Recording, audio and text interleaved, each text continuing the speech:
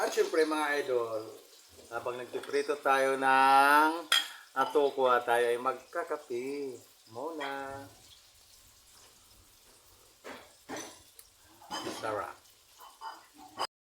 Mga idol, luto na yung aking tokwa.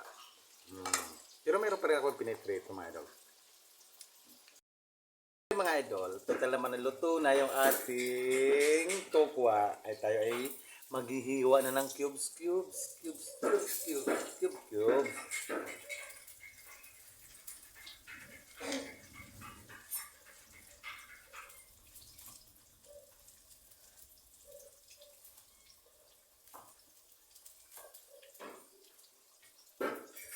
Oh, ganari lang ang hiwa, kaliliit ito mga idol, ganyan lang.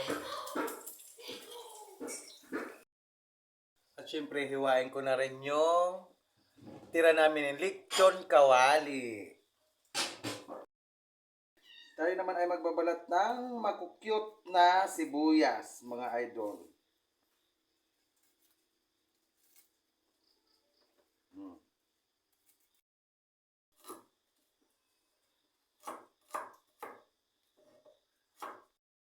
Yan, bawang. Atyo, nagtalsikan na. O, wala naman tayong content ba? Kaya content na lang natin, luto. Magluto na lang tayo. Yan na, mga idol, tayo ay magigisa na ng bawang at saka sibuyas. Yan.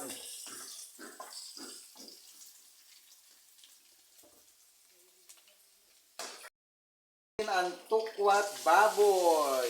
Ayan, tukwat baboy mga idol. Ayan na ang aking tukwat baboy. Imikot-mikot natin.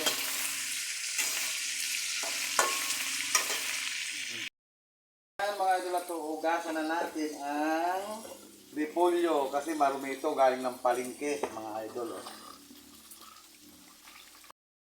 Ilagay yung ating gulay. Kangkong, naging kangkang repolyo. Ilagay na natin ang oyster sauce, mga idol, para manuot ang lasa ng oyster sauce sa tokwa at gulay at sa baboy. Ayan na. Second. Ayan, ating halo-haloin na mga idol. At namumula na siya sa oyster sauce. Ayan na nga mga idol, luto na yung ating ulam. Ayan. Wow. Yummy, yummy. Kain na tayo mga Lodi Lods. Hi!